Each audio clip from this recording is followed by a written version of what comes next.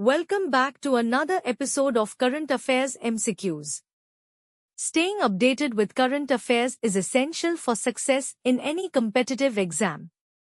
Let's discuss today's questions on recent happenings around the world. Consider the following statements regarding chloromethane. 1. It is also known as methyl chloride and has been used as a refrigerant and solvent. 2. Exposure to high levels of chloromethane gas can have harmful effects on the central nervous system. Which of the statements above are correct? A. 1 only. B. 2 only. C. Both 1 and 2. D. Neither 1 nor 2. Answer is option C.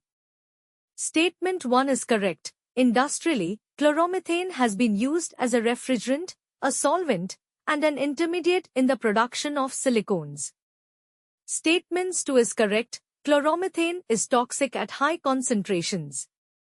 Prolonged or intense exposure can lead to symptoms such as headaches, dizziness, nausea, confusion, or even damage to the central nervous system.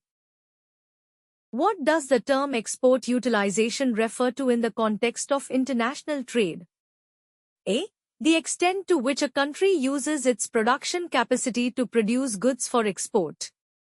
B. The government subsidies provided to domestic industries for export promotion. C. The logistical efficiency of transporting goods from the factory to the port of export.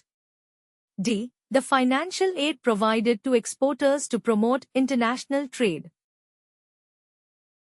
Answer is option A. Export utilization focuses on how much of a country's potential output is actually being used to create goods that are then sold in foreign markets.